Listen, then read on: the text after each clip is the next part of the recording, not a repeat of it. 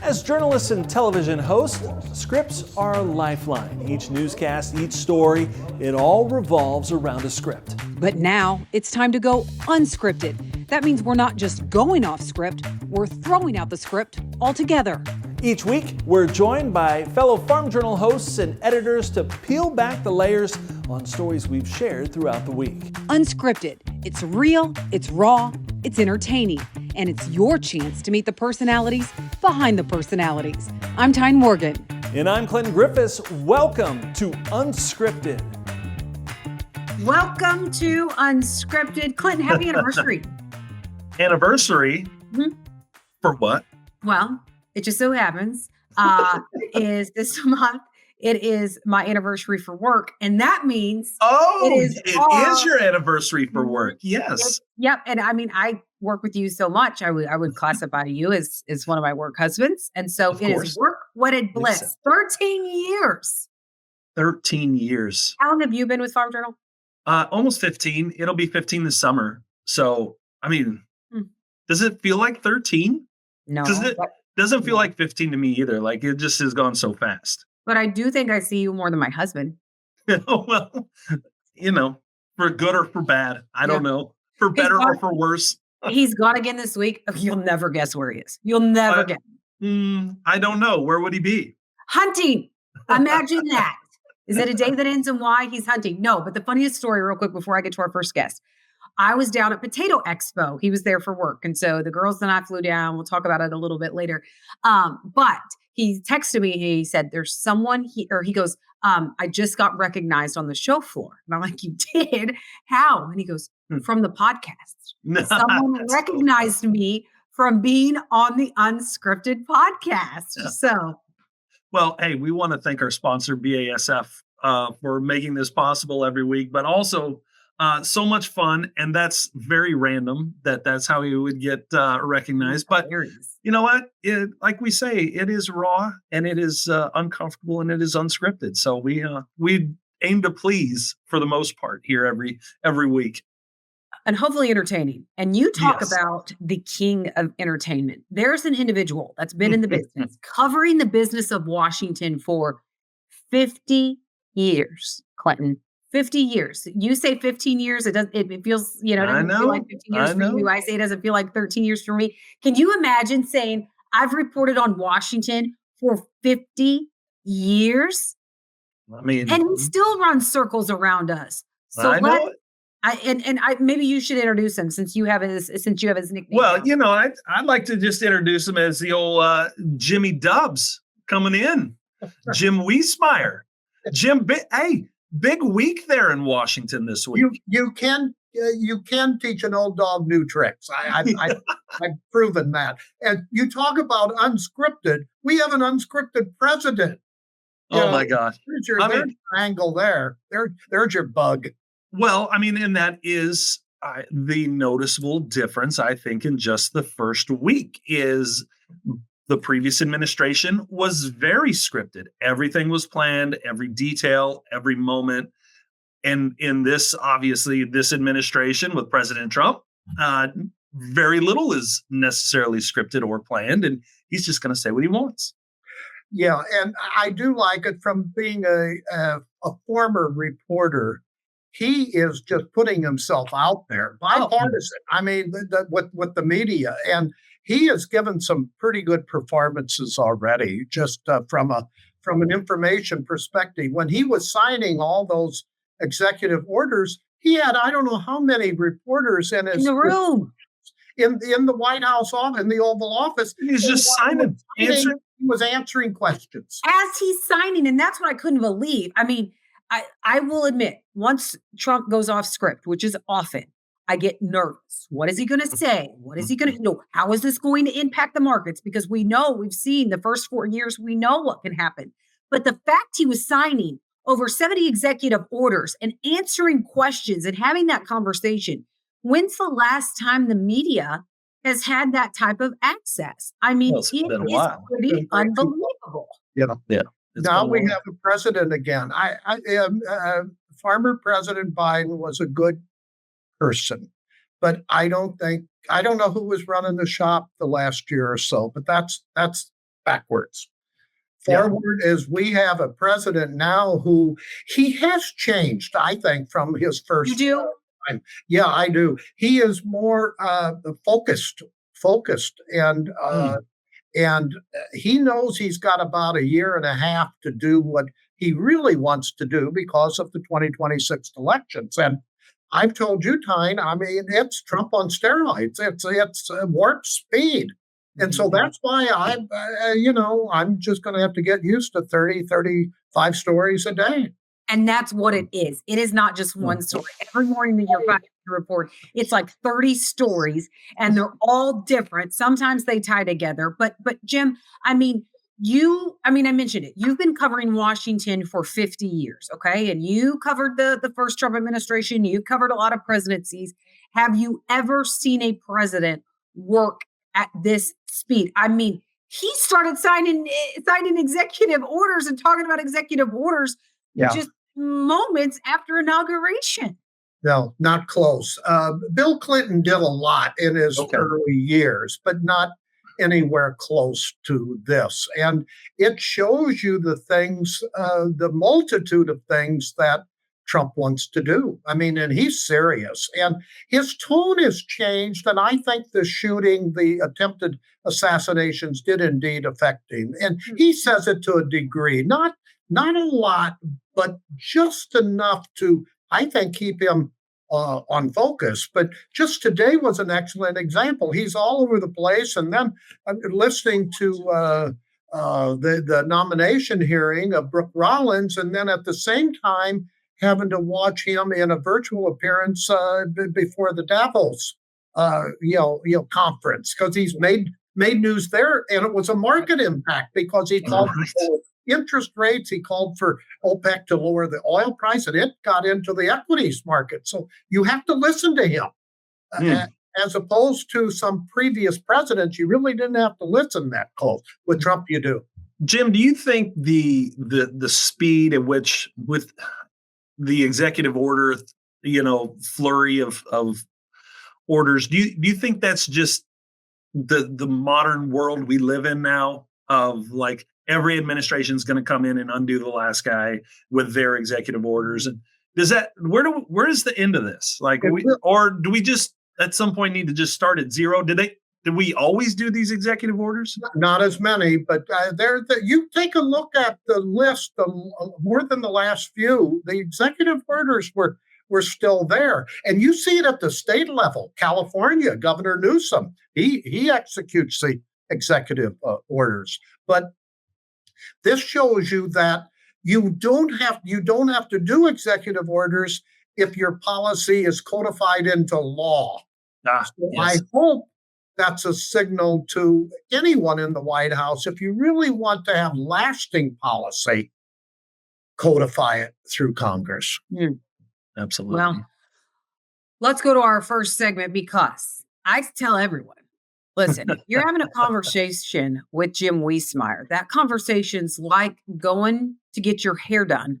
There's usually just a little bit more alcohol, but the gossip, man, top notch, Jim. So let's get into our first segment, Talking Tea.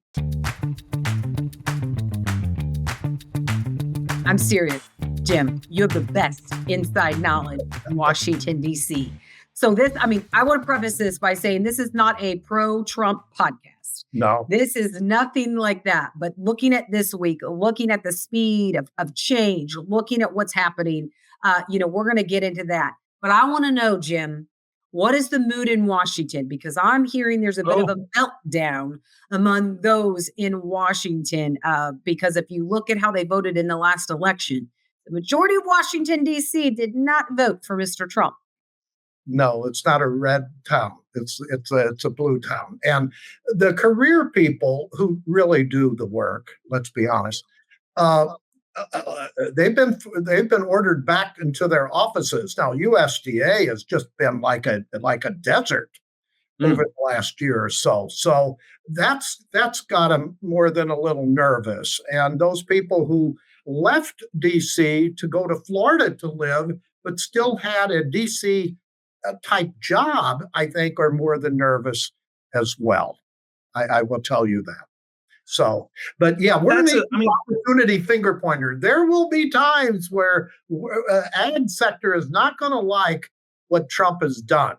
And that's a host of areas. Of course, the trade policy area, the deportations. I mean, agriculture. I wrote a story just the other day that I think 90% of the dairy workers in Idaho are immigrants. So you think this is not going to impact agriculture? And all these topics were addressed today during the confirmation hearing of Brooke Rollins. So ag knows what the issues are. Well, they know what the issues are, and here's my take on this thing: is we can't bury our heads in the sand and say, oh, well, immigration, the issue is not going to affect us. It's going to affect us, and so we need to be part of the conversation and not just blindly close our eyes to it and say, oh, we have no say in this. If it's important to your operation, then you need to get out there and talk about it, because we know that's how President Trump works, right?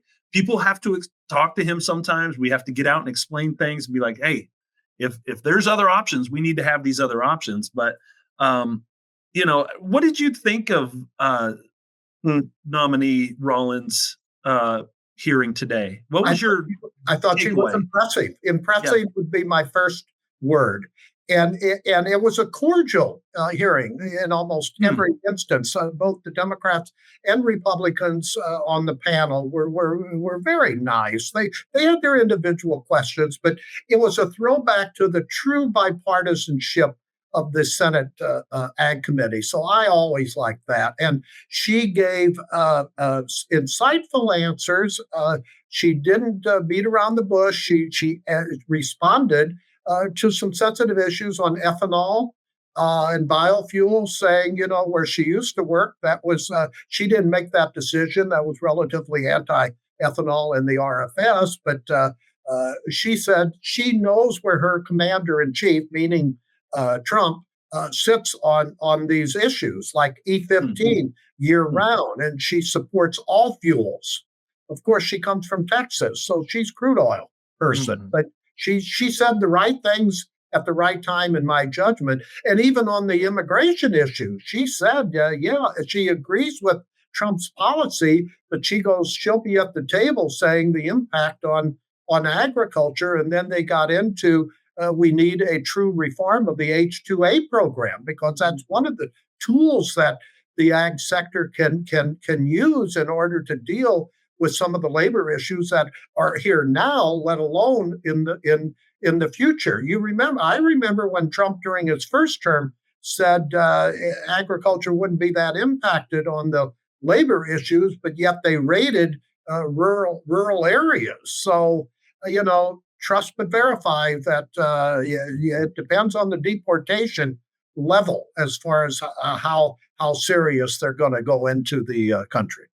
Jim, I thought it was really interesting just to hear her, because one thing you've said is there's been some criticism that she doesn't have enough production ag experience, like muddy boots, dirt under the fingernails, that she just doesn't have enough of that experience. And you have said it doesn't matter as long as she surrounds herself with really smart people. What matters most is that Trump trusts her and she has that direct line to the president. Jim, she said that in the hearing. She actually said that of all of the cabinet members, that she is actually the best position because she has worked in the Trump administration for 3 years already previously.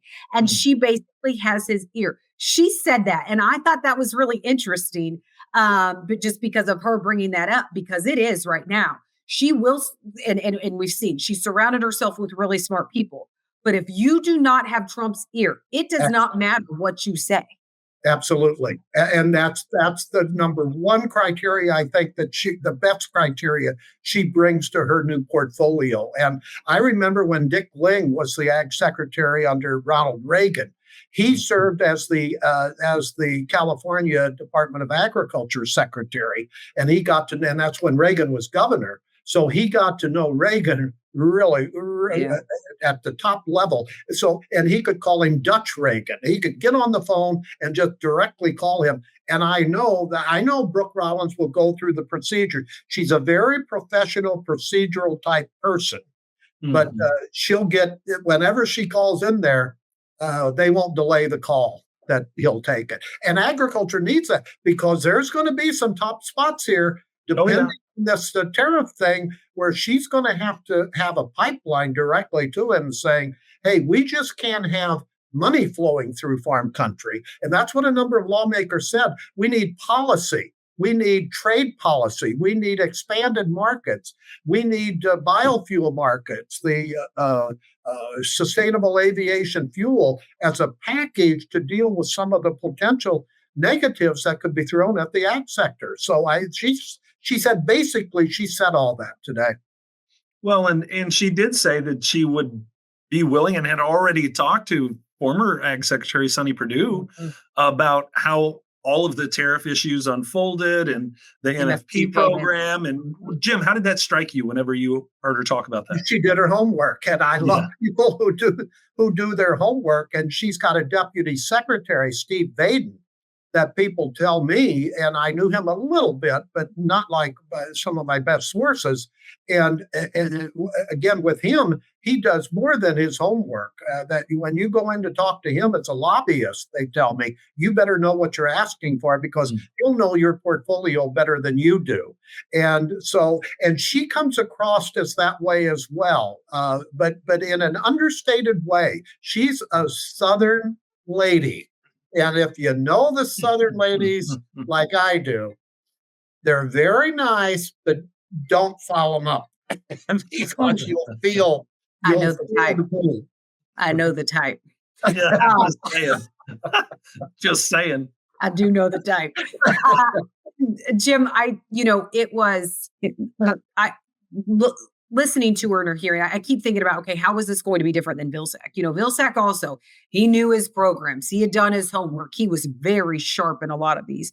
But one thing she said today, and one of her priorities she outlined in the beginning of her testimony, was talking about modernizing and realigning USDA. Jim, what does that mean? That's what I put that down there, and I put a question mark because I thought to myself, oh, God, another reorganization. Because they've been reorganized more than my diets, Is it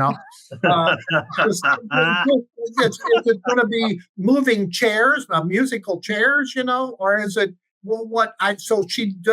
I wish she would have been asked about that, but she didn't. But they'll come back. She'll be in front of the House and Senate Ag Committee on the state of agriculture. That is always one of their first solid hearings of the year, by the way. Is that coming up in February? February or as late as March. We'll have to see what the budget is. I think that we'll have a later budget than usual.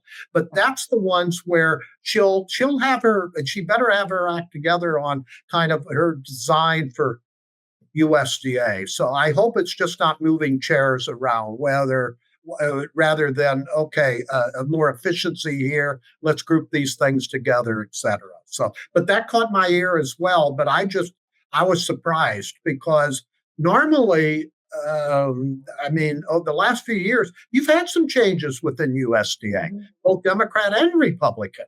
As far as the trade area, the new undersecretary for trade, when Bill Northey was in, he helped implement under the Republican administration, the changes within the Farm Service Agency and NRCS and things like that. So we'll have to see her design. Jim, at one point there was talk about moving USDA out of DC. You don't think that's going to happen, do you? Those are these broad statements. I think that they'll remember under the first Trump administration, they moved more than a few ERS functions to Kansas City, right? Things like that. I think you'll see some more of that. Now, wholesale, no, but I think that goes under the goal of put the functions where the people are that it impacts. Yeah. So even though the constituency, the lobbyist, if you will, are here, right? I don't think you've heard the last of that. By the way, okay, interesting. They'll continue that. Yeah, interesting. We will be right back after a word from our sponsor. We can't control the weather. We can't affect the global demand for corn and soy. We can't even fix that piece of equipment you swear is still good if you just have the right part. But BASF can offer you 0% financing on our proven, consistent performing fungicides. Our grower finance program is here to help you maximize your yield potential and savings with 0% APR on some of the highest performing fungicides available until March 15th, 2025. Because now more than ever, every dollar counts, and you can't beat 0% financing on innovative corn and soybean fungicides like Revitech fungicide, Revilock fungicide, and Veltima fungicide. Keep more in your wallet while improving your yield potential. Talk to your BASF retailer today about the Grower Finance Program to lock in 0% APR. Subject to credit approval, terms, and conditions. See BASF Grower Finance Program for details. Always read and follow label directions. Well, should we jump over to our next segment? Real quick, before I do want to say I talked to somebody this week, and they told me that what they've learned about Brooke Rollins is when she steps into the room, more times than not, she's the smartest person in that room. She's very good at what she does. And communicator. I love a communicator. Mm-hmm. You can be the smartest person in the room, but you still can't get your message across. She can get her message along. Now, is this also the rumor section of the program? Yeah, that's yes. We're Well, the talking. one I just said rumor I that. got today, the big cattle issue is when are we going to get USDA's official opening of the border with Mexico for feeder cattle? For New World Crew. And I was going to ask you about that because at one point you'd said it was going to be this week. And then Bill Sack, before he left, he said no. Horses. It was for a certain animals. It was. Oh, okay. I just got the wrong breed. Okay. But the rumor among the cowboys, is that it could still happen relatively soon. Whereas another rumor says, no, they want to give the administration 30 to 60 more days. That seemed like a long time to me. Vilsack sent a letter near the, former USDA secretary now, sent a letter to his Mexican counterpart late last week of saying they've made progress, but they need a little more information. That tells me they're getting close. They're getting close. Yeah. They're testing the protocols. But they had another incident in another country south of Mexico. So that is more than a kerfuffle there. Well, and speaking of that, so we're keeping a close eye on that. That's had a big impact on the cattle market. But Absolutely. Vilsack, talking tea, Vilsack was kind of made some pointed comments about EPA and renewable fuels and their position on that before he left, Jim. That was kind of interesting too, because, Vilsack's had a career in Washington and in Iowa, of course, but I wondered what he was going to do next. He made some pointed comments toward EPA when it comes to biofuels. And he's good on energy issues. Now, remember that as governor, he did a lot of good things for Iowa energy. I think his family, his brother, I'd have to think back again. But I will give him kudos on what he did relative to the recent 45Z announcement. Yep. He fought because just a few weeks before, he was given signals that it wasn't going to be that good. But he got flexibility for corn, soybeans, and sorghum. He got them to agree that they'll look at other crops, winter, canola and other possible crops. And so that was a win for Farmer Secretary Vilsack. The difference I see between the two, just initially,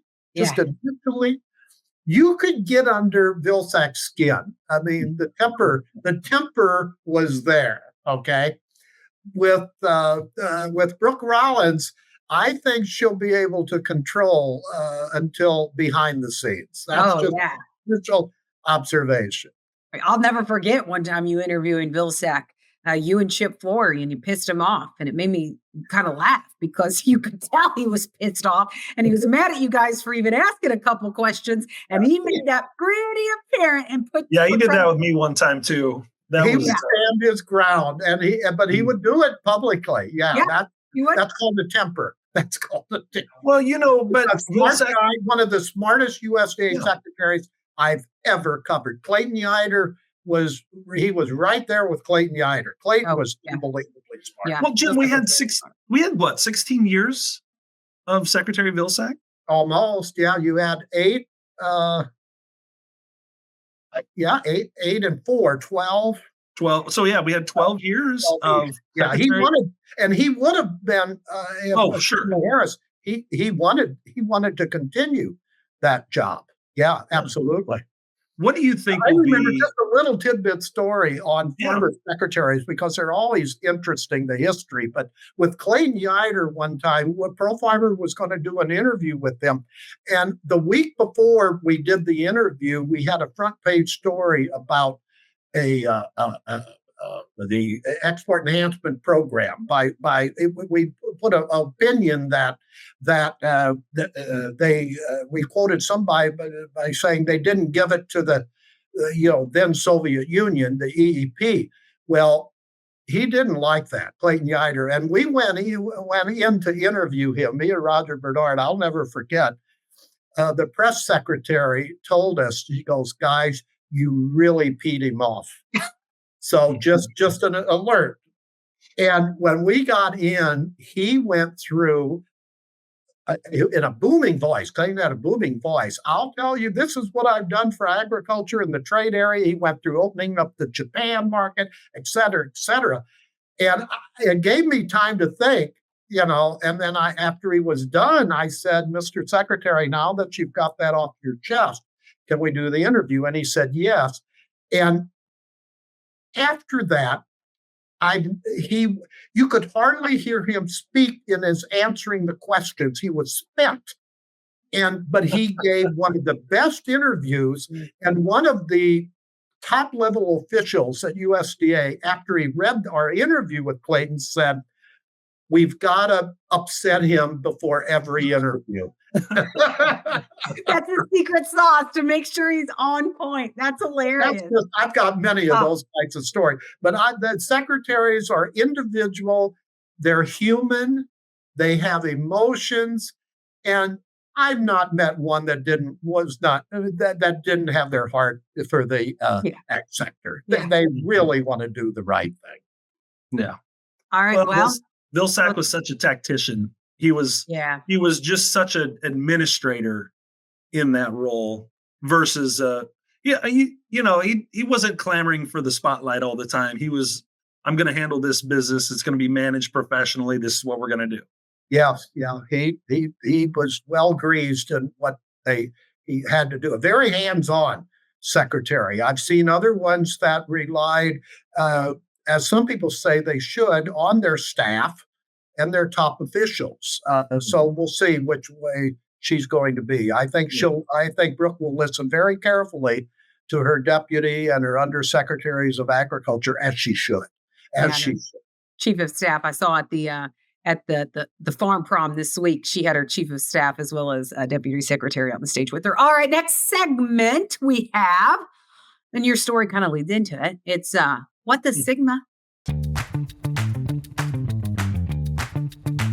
Jim, out of everything this week that came out of the Oval Office, that came out of the White House, that came out of Davos, that came out of all of these things and all of this news, what was your moment this week that you were just like, what the Sigma? Or in somebody that's been covering the industry for 50 years who doesn't understand. I got to be careful. You know what? I've got to be careful when I do something now. When I say hi, I've got to be very careful. Was that your what the world moment? Oh, I mean, are they going to do this again? Yes. No. Yes. That tells me certain not all Democrats. You're seeing more cooperation among some Democrats now who want to work with Trump when they can. That's good. That's bipartisan. But there are more than a few who still did not listen to this last election, who want to go right to a guttural position and just get off of it, And even Elon Musk sent around pictures of Democrats doing the sign. So I didn't think we'd see it this early, but that we did. So I got to be careful how I say hi now. Tyne, what'd you think of the fashion and the ball Oh gosh, I'm gowns glad you and- asked that. I'm Yes. glad you What asked did that. you I think? was saving this for Yeah. TMI. Can't believe this just happened. But I do love fashion, okay? And so I was very excited to watch. Love to watch any inauguration. I was very excited to watch this inauguration. Had a cup of coffee, right? Jim and I were talking through it, but I was so excited to see the fashion because I do love to keep a close eye on that. And what the Sigma moment was Jeff Bezos' wife. I mean, did she not? I understand. Maybe the goal was because she wanted people to talk about her lingerie underneath her suit jacket, but never in my life have I put on a suit jacket with a bra underneath and thought, this looks pretty darn good. I'm going to go sit in front row of the inauguration. Oh my gosh. Did Jeff not look at her and say, you can't leave the house like that? What has the world come to? Because you were not focused on President Trump. You were focused on her jacket and what was underneath. Tell me I'm wrong. Tell me I'm wrong. Hollywood comes to DC. That's what I Oh, Well, there's a my Seinfeld episode God. that's like almost the exact same thing, which I is saw hilarious. that meme. And the thing Yeah. is, Jim and Clinton, like, I loved how classy everyone looked, Brooke Rollins included. I Very. loved the outfits. I loved how classy everyone looked. And then her. So that's what you're looking at. That's what you're talking about. It totally takes away from the inauguration and the president. I mean, you got me on my soapbox here, okay? Yeah. Because that was just plain ridiculous. It's inappropriate, much like that minister. Remember yesterday when Trump and family went to the church? Yeah. And got a lecture? Yeah, It's just not appropriate. It's just that was not, seemed like a very uncomfortable few minutes there. Did John Fetterman really just wear a sweatshirt in gym shorts? I'll give him credit. He's consistent. He's just a character. And Trump really likes him. I was going to say, I have seen him like co-sponsor a couple bills. He's been really, you talk about bipartisanship. Jim, you mentioned earlier the bipartisanship in the Senate Ag Committee with Brooke Rollins' testimony. I do get a different vibe from the Senate Ag Committee already. Democrats and Republicans working together. I liked that. But yes, Fetterman, you talk about someone that was villainized in the past, and now he's reached across the aisle and working. And so Clinton, shorts, sweatshirt. I mean, I'm wearing gonna gym be on shorts the and a top five sweatshirt for next time we Democratic- do this. He'll be one of the top 5 Democratic presidential candidates. No, come on. Oh, No. yeah. Oh, yeah. We were just talking about his no, they were questioning his mental state a few years ago. There's no way, Jim. Yes. Okay, then who are your other four? He's Who are smarter your than other four? he may have his days, okay, but Okay, okay, he's who's got your other four? the human touch. He's got it. Well, I'd give you that. Yeah. He does have a real we the people kind of vibe, I guess. He is Absolutely. kind of a That's why down Trump home likes- vibe, but That's why Trump likes him. Yes. I get that. I Watch get it. that. It's just, but listen, I understand you've got a theme that you want to stick to, but for goodness sakes, first of all, this is just like my kid when it's 0 degrees outside, and I'm like, "Hey, bud, put a coat on before you go to school." And he's like, "Nah, I'm just going to wear this sweatshirt and shorts and drive to school." Like every parent's nightmare is, I mean, this guy's just living it. Which, you know what? Go ahead, I guess. But for me, I think you pick a day to dress up. That might be the one. Says the guy who's wearing a tie on Unscripted. Well, whatever. But the reason I didn't go to the farm prom, we call it the ag thing on election on inauguration, the ag ball. Is most people you have to wear a tuxedo for fans, and I did it a couple times in my career, and I didn't want to do it again. Plus, I'd have to pay extra to get a tux to fit me. But I told Jim we're mad at him. He didn't even invite us to farm. What? Prom. He didn't even I get didn't invited to the bar. I'm gonna be real honest. I didn't know there was a farm prom, but when I found that I out, I did. was like, man, that seems like something we ought to be at. I feel like Cinderella. You two would have liked, but Diva here would have loved it. Okay, she would have I would have He's eaten it up. talking about me, Tyne. It up. I did though. I felt like Cinderella. I knew that farm ball was going on, and I'm sweeping the floor in here, and I'm like, "Damn it, Jim couldn't even get me an invite." What does this say about our relationship? I got a lot of text messages from people who were there saying, "You coming? Where are you? You going to make a late appearance?" And I said, "No, I'm watching football." I bet you cut a mean rug, Jim. I bet you cut a mean rug. I'm frustrated at those things because you've got so many sources there, contacts and you don't want to talk newsy stuff, you know? Yeah. You want to talk family. And now I know many of their families now. So it would have been fun, except I just didn't want to do it again. Jim? But I didn't know you didn't know that. Otherwise, I could have easily got you. Here we go. I do feel like you do a mean cha-cha slide. I do. Or the cha-cha Macarena. slide. What's your preferred? Cha-cha slide, Macarena, or the wobble? Oh, I'd say I was going with chicken dance. I was gonna. What was that? Yeah, what's the dance I usually do at weddings? All three of those I just said. Yeah, you don't. The only time I would ever dance is if I drank wine. You don't. Yeah. Well, you don't want to see me. I would have been on the bar dancing. Oh my gosh! Listen. Any other what the Sigma moments from this week? You mentioned like on Thursday, Trump had some announcements that impacted the energy markets. That he talked about costs, he talked about inflation, he talked about tariffs. Like, what from that was the big what the Sigma for you, Jim?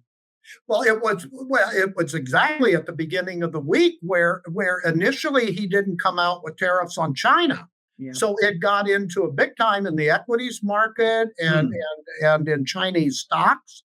And then the very next day, he comes out and says the 25% tariffs, February 1, he even put a date on it, February 1 on Canada and Mexico. And then Brian Grady and I wrote the back page 4 of Pro Farmer this week, and we told our members again, don't listen to the comments, listen to the details, the implementation, because that's Trump. He'll throw out things. That's how he negotiates. And so, yeah, that was a big moment to me that taught me again, you know, you can write a story one day and have to go 180 degrees the very next day. Well, and the thing about him is he just might do it or he might not. So you're right. You've got to wait for the results. All of that talk is all just part of negotiations until the ink is dry. Absolutely. Well, and with China, he mentioned he was talking at the White House, and he mentioned 10% tariffs. And then a reporter butts in and says, "Okay, when? What's the time?" And he says, I mean, it was so conversational, so nonchalant. It was like, thinking February 1st. Like it was not February 1st. This is what we're doing. It was like, I'm thinking February 1st. But Jim, February 1st is coming up really quickly. And I know he outlined some things with trade. He wants them to do a full analysis of phase 1. He wants some other things when it comes to trade. Do you trust that February 1 timeframe? I don't. It just didn't make sense to me because, like you said, he has instructed his staff to do, top officials, some of whom aren't there yet, to do a study of prior agreements, phase 1 with China, the USMCA with Canada and Mexico. Plus, he wants his trade officials in the cabinet working. Lutnick at Commerce, the U.S. trade rep, Jamison Greer, and they're getting close. But I just don't buy the February 1. It seemed like an algebraic equation that he pulled it out of thin air. It was so nonchalant. Like it was just like, February 1. It goes along the same line of when he was campaigning, the first day in office, I'll settle the Russia-Ukraine war. Well, day 4. Yeah, right. So I think it's in that vanguard right there. Real quick, before we get into TMI, I can't believe this just happened. We've got a lot of those. I saw that RFK Jr.'s confirmation hearing has been scheduled. Do you think he'll get approved? I think he will. You do? Yeah, I'm not cocky about it, but I think he'll have some Democratic votes. And the ones who like him go more of his food policies, not on his other relatively anti-vaccines and things like that. So we'll see. Some hearings can do you in too. So I want to see how he performs. But it's not been as radical ever since he has been announced. A low profile, which he should. Yeah. You don't want to get out in front. Not at all. So we'll have to see. But if I had to guess, and it's a guess, I think that he'll be approved. I think it'll be interesting to see if he is able to pull any Democrats over, or if they'll hold the fact that he's part of a Trump administration against him and not vote for him. You know what I'm saying? Well, some people tell me that the Democrats should want him in because under the expectation that he'll be very wild in the cabinet, so that'll help them by saying, "You see there, we tried to tell you." So, I mean, that's one side that I've heard, but we'll see. Jim, he's not even he's not even got confirmed yet in Steak and Shake. They already said they're using beef tallow to fry their French fries. So listen, he hasn't even got confirmed, and he's already making an impact. This world. Oh, I think maybe we should go to beef tallow. I heard it's good. Like and French fries. Potatoes are actually healthy for you.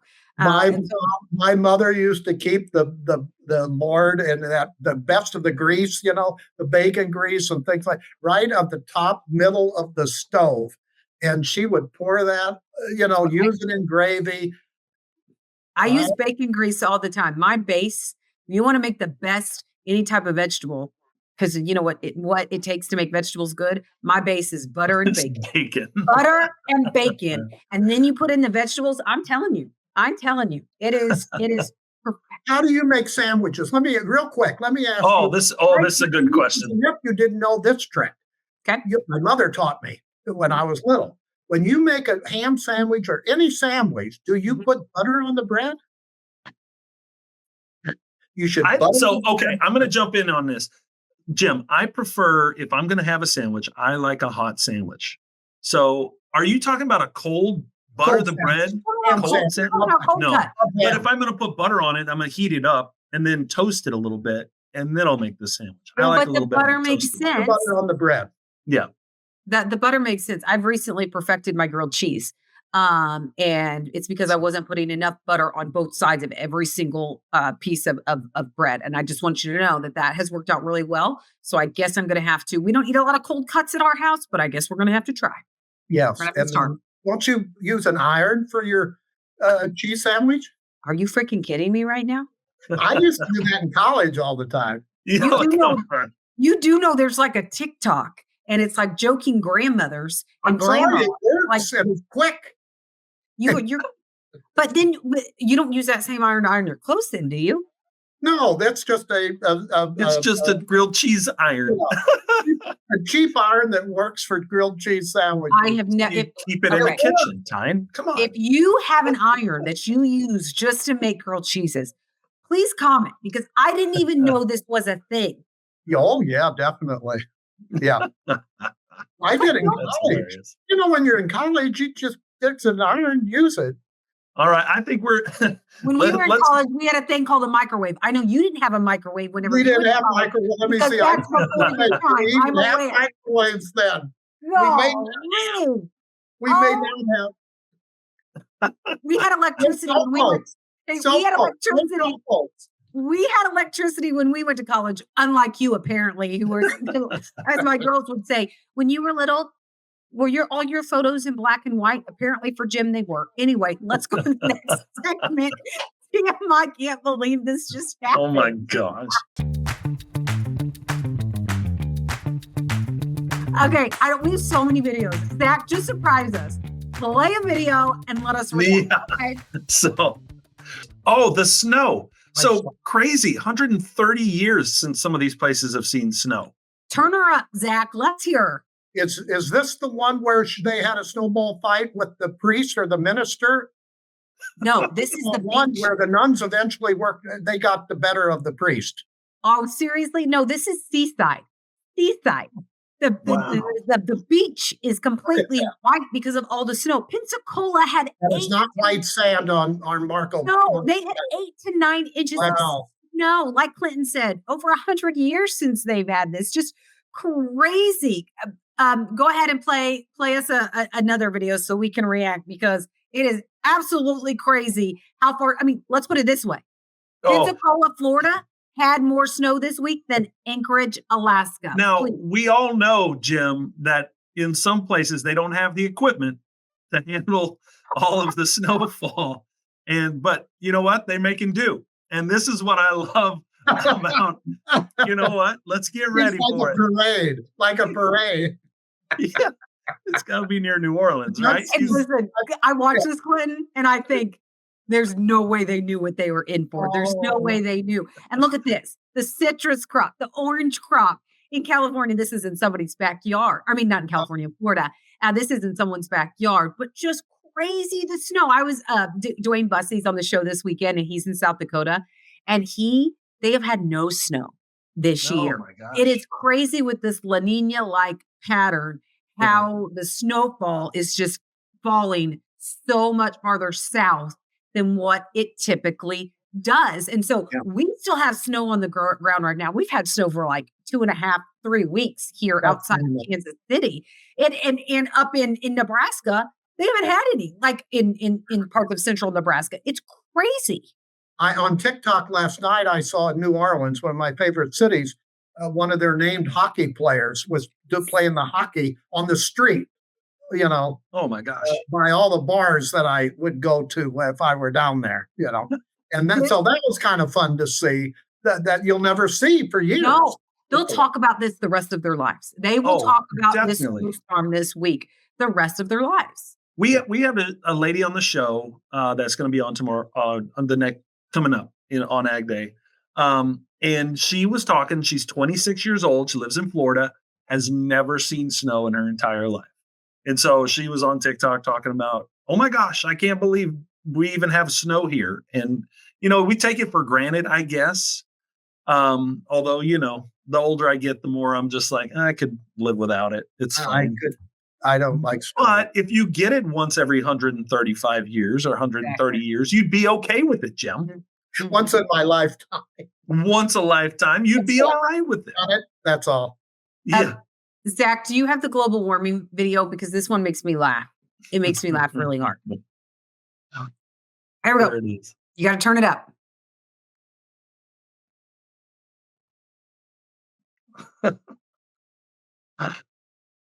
Maybe we can't hear it. This is unscripted, people. So in this video, Jim, he's talking about how Trump already fixed global warming. He said it's his second or third day in office, and look, he already fixed global warming. Totally not true, which is hilarious because he's out there in Florida with his son with Make America Great Again, with the snow in the background. It was pretty funny. Well, it was pretty incredible. One of my favorite videos I saw, this guy, and I'm always amazed at how the things that people find to make sleds out of. You know what I'm saying? Like car hoods. We talked about this on the last podcast with Sean. Yeah. Annie, my girls, they just went sledding, car hood. Apparently, they wanted me to tell everyone their piece of advice is if you want good sledding, get a car hood. So I saw a guy on like a piece of plywood, but the snow is just like flying up in his face. And so they go about 100 yards and stop, and he's smothered from top to bottom in snow. And I was like, well, good for him. But he's an older guy. And I was like, well, good for him. At least he's out there trying to do it. But It's like when you go to Disney World and you get water all over you from the ride. Yeah. Speaking of Disney World, we did go to Disney World a couple weeks ago. We were in Florida for Potato Expo. I mentioned it at the start of the show. Someone recognized James from being on the podcast, which I found quite hilarious. Just such a nice potato producer from Idaho. I got to meet him. He came out down to the bar out of the conference, and I got to meet him. Just a really great family. Anyway, and so we took the girls. And James is not a Disney person. So we took them to Universal Studios because Jim, the girls are very into Harry Potter right now. Very into Harry Potter. And it was so impressive. I have a couple pictures to share. It was so impressive. Look at them. Look at them. So the problem was we splurged. And the first day, because we learned real quickly, we are not a theme park family. One day and we're done. Okay. This is what we learned about our trip. Well, so we did VIP just the first day. That way we could experience everything and get all these rides in and everything. Well, that was our biggest mistake because since they got the taste of VIP and truly not having to wait in any line, even when they had the fast pass after and got in line and had to wait for even like 5 or 10 minutes, they complained. Mom, this is taking so long. And I'm like, listen, you guys got a taste of the finer things in life, the VIP. It was amazing. We had a blast. I mean, you talk about everything, things that you wouldn't have even thought of. It was just, James and I had a blast. Like, it was just such a cool experience. It was freezing, by the way, while we were there. It was cooler there. When I was there at the same time you were there. Yeah, because you were at Soybean Association. What were you at? A leadership conference. Yeah. But anyway, did you tell them about Epic? Universal Epic coming up. Yeah, so they have it where you can like use QR codes to see what it's going to look like in Universal Epic. It's really nice. Yeah, it does look really nice. Jim, I think I just said it. We're not a theme park family. So I'm not sure if we'll ever experience you are with the VIP pass. Oh, listen, but we are not. We knew we would probably only be going one time. So we splurged on that VIP pass, and it was amazing. Amazing. That's awesome. Well, Jim, the new one's backed up against a sewage plant, by the way. What's that? Oh, that's the scuttlebutt I heard when I went to Orlando. The new Universal Epic backs up against a sewage plant. Interesting. I love that you just used the word scuttlebutt, and I'm thinking we need to change one of our segment names, Clinton. Scuttlebutt. That's right. You got that, didn't you? I love the word scuttlebutt. I do. Yeah.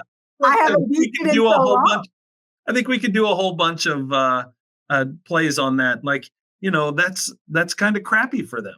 Oh, what a shitty situation. Yeah. Well, that's how they got the land that they needed to build it on. That's what I was told. Well, okay. Uber drivers are. You get the best know everything. Like, they're always, whenever I book an Uber and let's say the comfort's only available. So I pick the comfort, and they're like, do you prefer talking or not talking? And even if I want to prefer not talking, I can't help myself. Like, I just have to talk. And so it's not, even if I'm like, oh, I'd like a relaxing ride. I'm like, hey, how a good excuse. I can't hear, and I can't. I don't have that problem. Okay, real quick before we go, what is the scuttlebutt in Washington over the next few weeks that we need to be kind of watching for and be on edge for, besides tariffs and everything else that we've already talked about? The House is out next week. You always got to think Trump. And I'm going to be in Memphis Sunday, Monday. I'm going to be in Columbus, Ohio. And then I'm going to be at a small Michigan town near Saginaw, Michigan, all next week. So that's the big news. I'm coming to a town near you. Oh my gosh. Jim, how old are you? 76. 76. Clinton, his travel schedule makes me exhausted. Oh, I know. He's a doer. Jimmy Dubs, he knows, man. I'm a diamond member for Delta now, and they really treat you good. Yeah. That's like the only benefit of how much you travel. Yeah, it's very nice. It's less than 10% of the Delta flyers get the diamonds, and I worked hard over the years for it. And I mean, they do it good. Jim, anywhere I go, I will say I have farmers that come up to me and say, I just love Jim Wiesemeyer. And what I tell them is, listen, the person that you hear on the show or you hear on the podcast, I mean, that's exactly who he is on and off the air. Jim is the best. Farmers and ranchers are grass truth, right? Mm-hmm. And a lot of times they have the scuttlebutt, if you will, before this town does. So that's true. Don't rely on those farmer emails. If you're listening out there, I do read them. I do check on them. things like that. No, they're very good. And FSA personnel in the state offices are a good source of what farmers are saying, the information coming in, all that. But that just goes in. We're a family. We're all a family. We are. Absolutely. Yep. Absolutely. All right, Jim, thank you for joining us. Jim, appreciate it. Thank you for being with us on Unscripted this week. Yeah. Clinton, Jim kind of alluded to it, but what we learned in the first Trump presidency is news happens fast. It changes fast. And, we've seen it with a lot of our stories, a lot of our coverage with our shows, or whether it's on agweb.com or whether it's on our social media channels. Farmers right now, last 4 years, policy stories were kind of, farmers really weren't interested in it. I don't know if it's because they just didn't think it impacted them or if it didn't change that much.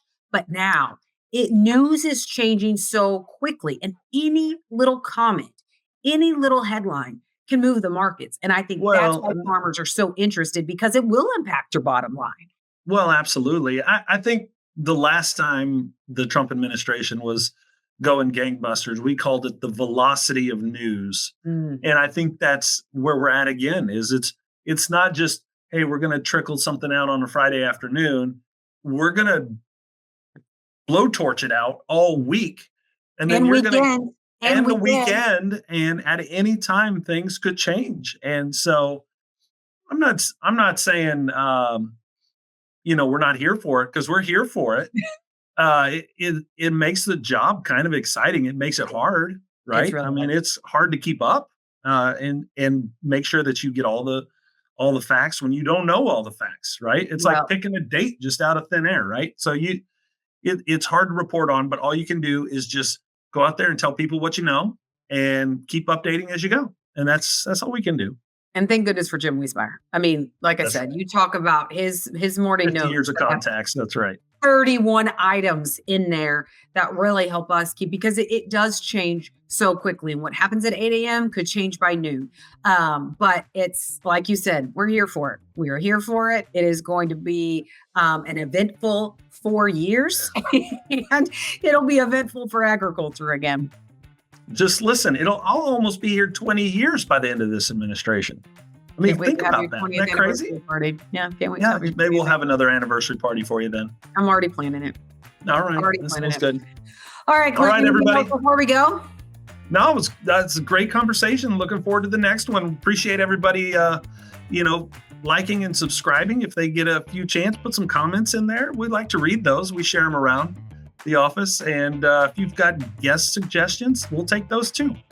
Yeah, and I'm still waiting on you to comment so I can know what Sean Haney and his Welcome to America gift basket. That's not finished yet, so I'm still taking recommendations and comments. But a big thank you to BASF for sponsoring our podcast. A great conversation with Jim Wiesemeyer. Until next time, thanks everyone. Bye.